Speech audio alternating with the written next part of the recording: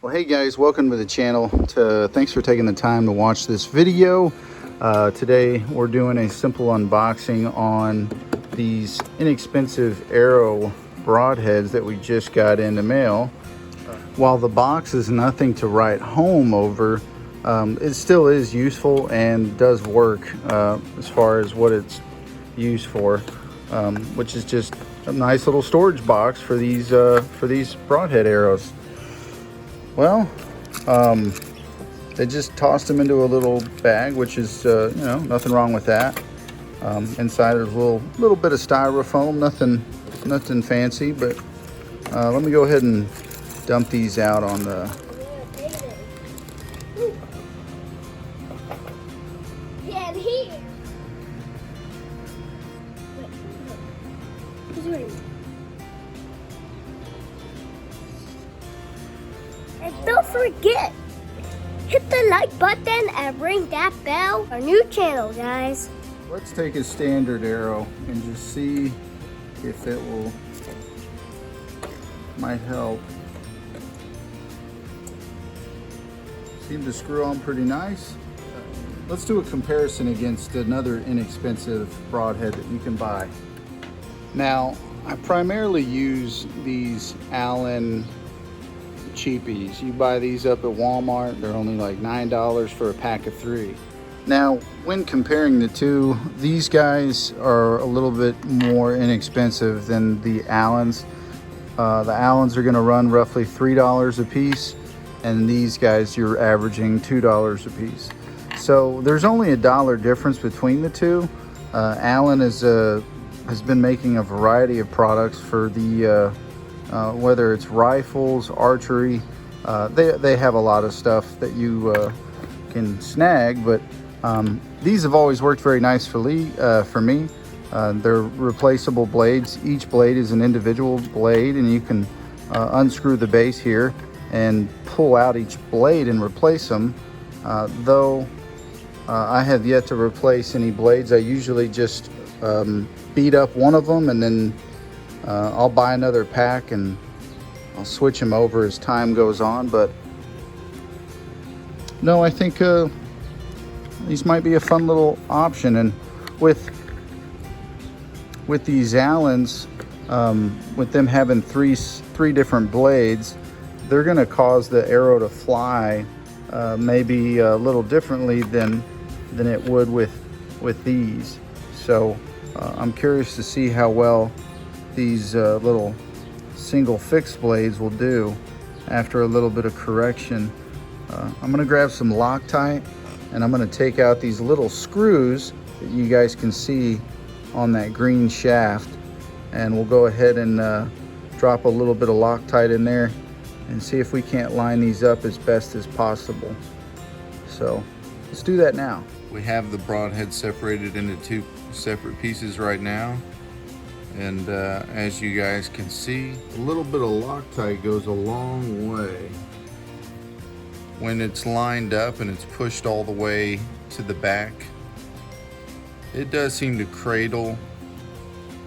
The design seems to want to stay in there. It's got those 2 ridges. You know, there's this ridge right here and this ridge right here that backs in there nicely. It's not perfectly double-sided. On this side, I can tell, you can feel how it was cut into from the other side. Almost like it was stamped or pressed. They just went ahead and, you know, ran a grinder down the edges and gave it a, you know, sharpened it. But it seems like it, I mean, it should do the trick, no problem. I'm curious to see how these are gonna fly, so.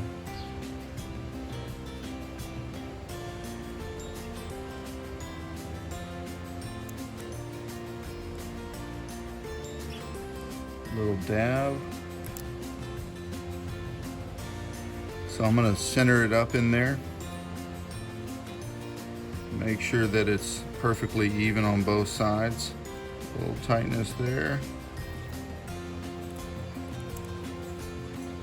Seems like it's sticking in there good. Make sure they're plenty good and tight, and I'm just rotating back and forth between the 2 screws.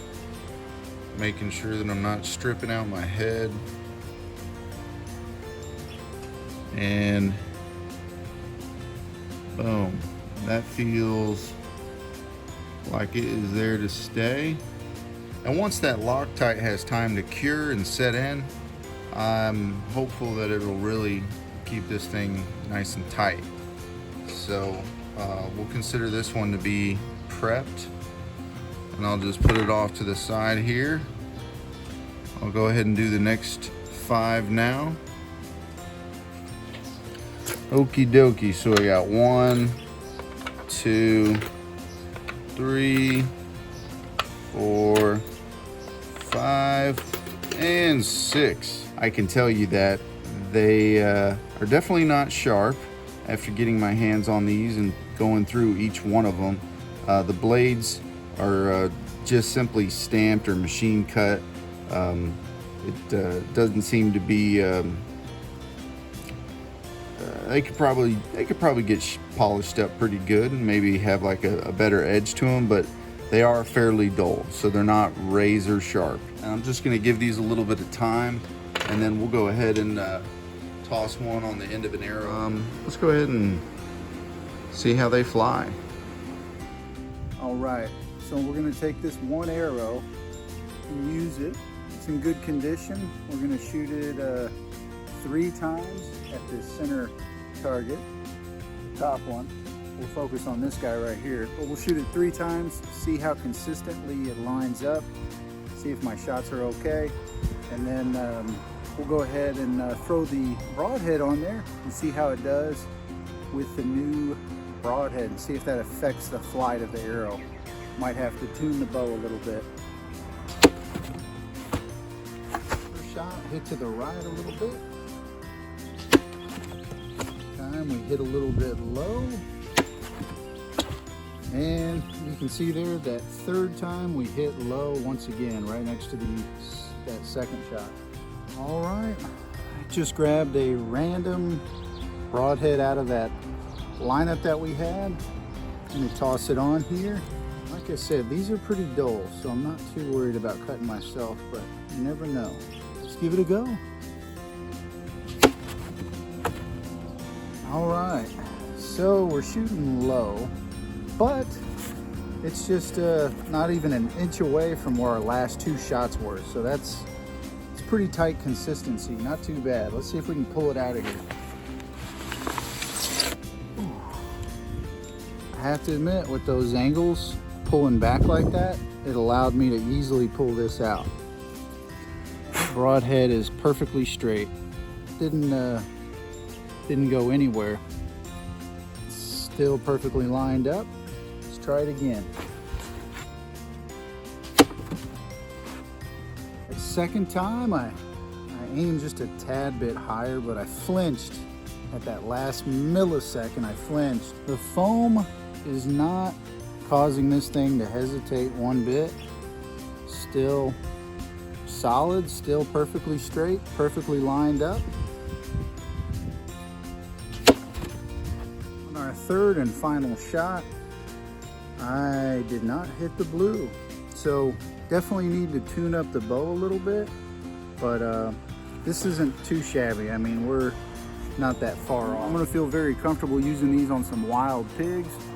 But if you're public land hunting and you come across that once in a lifetime buck that happens to stumble across your path, do you really want a $2 broadhead, or would you feel much better using something like the Grim Reaper or a Rage, one of those fancy mechanical broadheads? So I'd probably go with that option. I would not recommend using one of these, but nonetheless, I appreciate you guys taking the time to watch the video.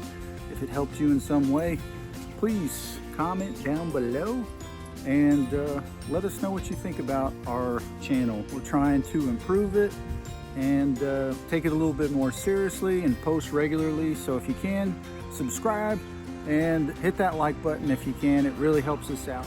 I genuinely hope that this helped you in some way if you're debating on buying these $2 broadheads. I personally think that they're great for maybe some small game, maybe some wild pigs, but would it be something I would want to use on a large mature buck, if you will? Probably not. I'd rather spend a little bit extra money, get a fancier mechanical broadhead that I know is going to create, good damage and drop the animal quickly. I wouldn't recommend using these for shooting large animals. Anything bigger than a medium-sized pig probably wouldn't be the most ethical decision. Regardless, I hope this helped you in some way. Thanks for taking the time to watch.